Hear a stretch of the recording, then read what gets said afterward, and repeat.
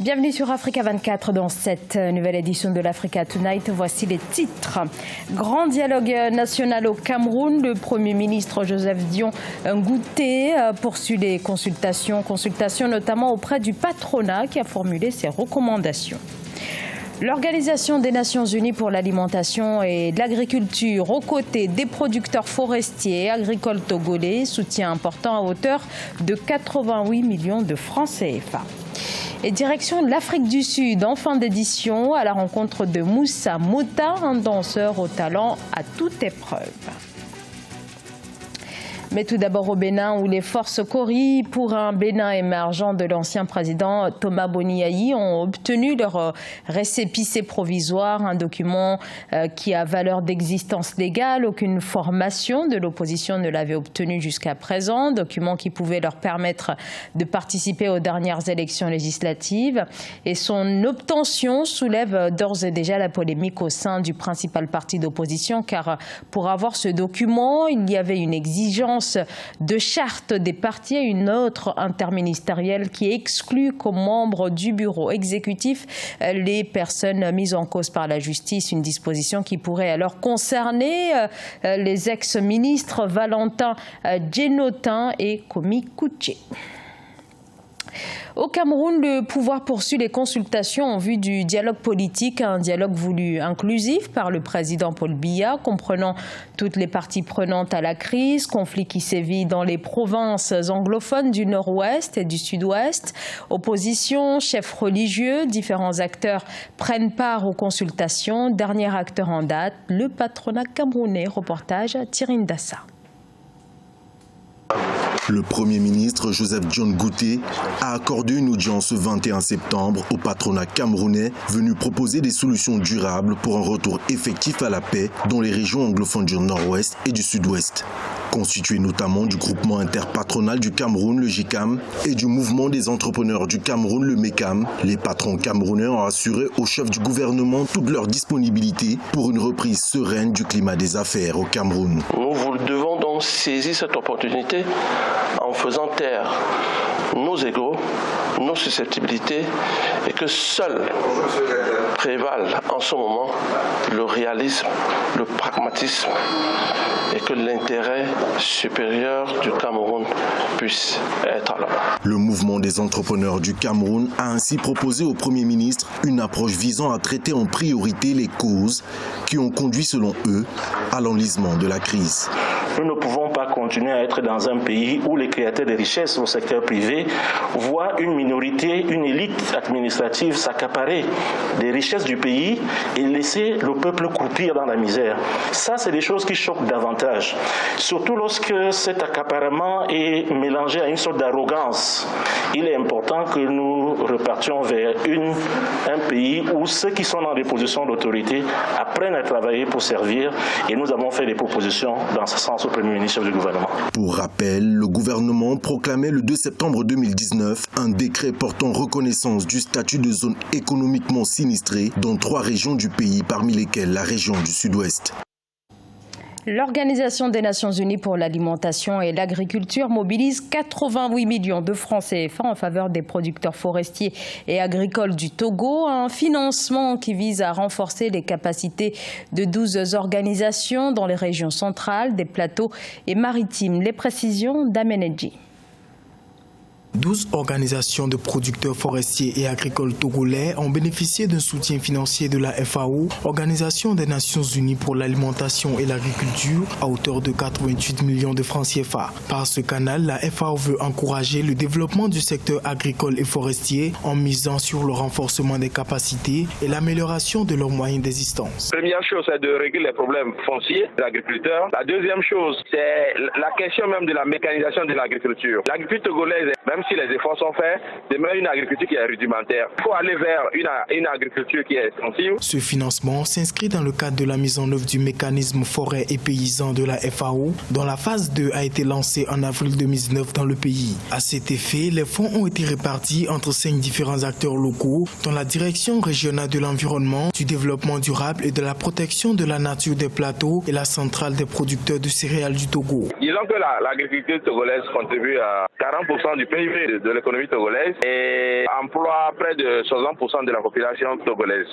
Aujourd'hui, cette agriculture-là ne bénéficie pas assez de microcrédits qui puissent permettre aux agriculteurs d'avoir accès aux intrants et à l'équipement qu'il faut pour développer l'agriculture. Le secteur agricole togolais bénéficie d'énormes investissements de la part des partenaires au développement, surtout en milieu rural. Le pays s'est engagé à restaurer 1,4 million d'hectares d'ici 2030 pour favoriser une amélioration des conditions de vie des communautés rurales. Dans le reste de l'actualité également, la levée en Algérie du gel sur les projets dans le domaine de la santé, un gel qui touchait les wilayas du sud et des hauts plateaux. C'est le Premier ministre Noureddine Bedoui qui a annoncé cette décision. 25 projets étaient concernés. Dakar sous l'eau, après les fortes pluies de ces derniers jours, le bilan s'avère extrêmement meurtrier. 20 morts d'après le dernier bilan des autorités qui appellent à la prudence et à la vigilance des habitants de la capitale. Reportage entre correspondants El Hadj Ndiaye. La saison des pluies a démarré tardivement au Sénégal, mais le pays a enregistré depuis quelques jours de fortes précipitations et des orages violents qui ont fait plusieurs victimes. Cette situation s'explique par le changement climatique selon le directeur de l'Agence nationale de l'aviation civile et de la météorologie. Une des manifestations du changement climatique, c'est vraiment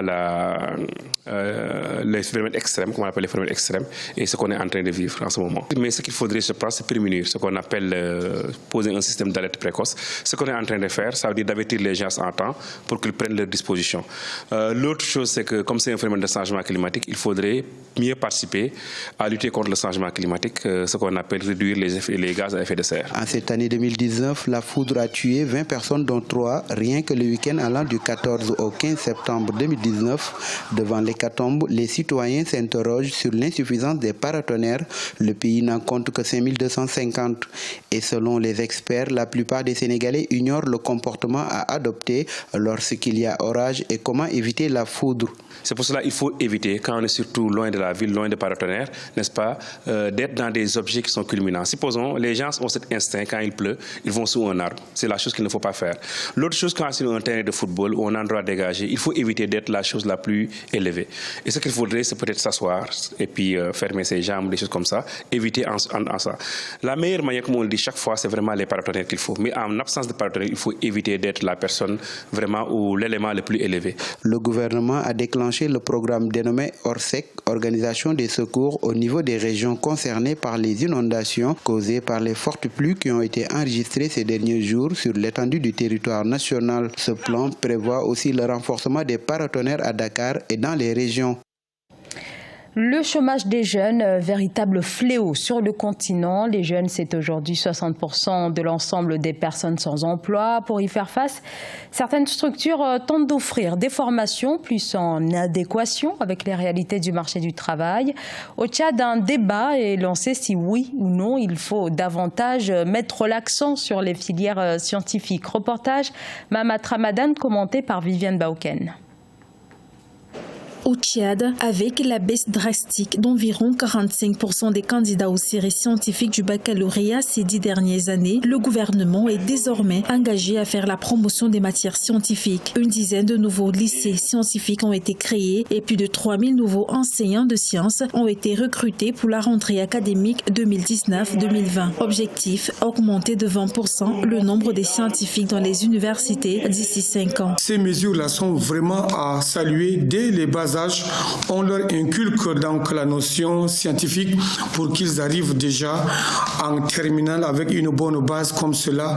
Ils pourront répondre franchement aux besoins de notre pays. Cette décision des autorités fait suite à un rapport parlementaire sur le système de l'éducation au Tchad qui a recommandé la promotion des sciences dès l'école primaire jusqu'au secondaire. Si le syndicat des enseignants a salué l'initiative, il déplore tout de même le fait que souvent ces réformes sont rarement accompagnées des moyens didactiques nécessaires. Mais il va falloir doter de ces établissements scientifiques-là des laboratoires qui permettent donc aux élèves de faire des expériences, de faire des études pratiques. Pour rappel, au dernier baccalauréat de la section de juin 2019, les candidats des séries littéraires sont estimés à plus de 80% de l'effectif total, tandis que ceux des séries scientifiques, toutes catégories confondues, sont estimés à moins de 20%.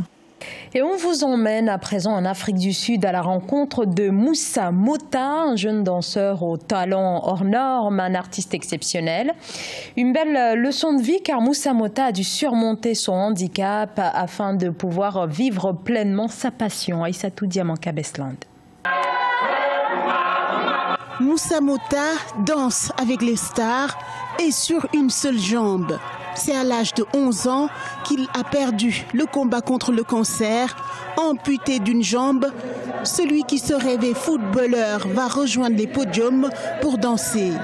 C'est au théâtre Vuyani Dance de Johannesburg, la capitale sud-africaine, où Moussa Mota se produit tous les soirs. Il interprète le rôle principal dans la pièce Sion, Requiem du Boléro de Ravel, une pièce conçue durant la période de transition démocratique en Afrique du Sud.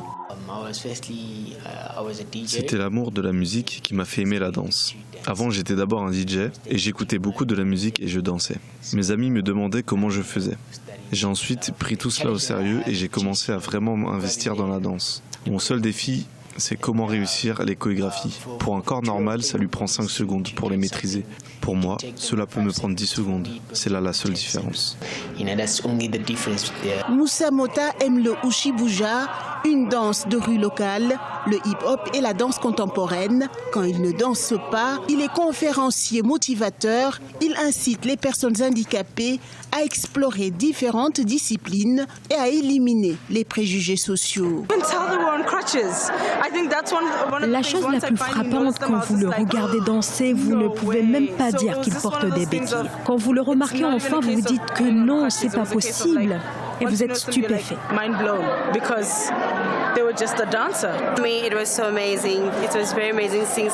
C'est tellement incroyable pour moi, tellement incroyable de voir un danseur comme ça.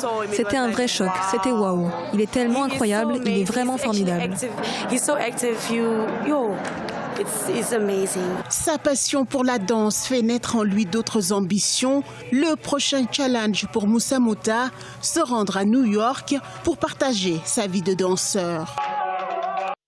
Ce journal a été réalisé par l'ensemble de la rédaction. Merci de votre fidélité. Dans un instant, une nouvelle édition de l'actualité sur Africa 24.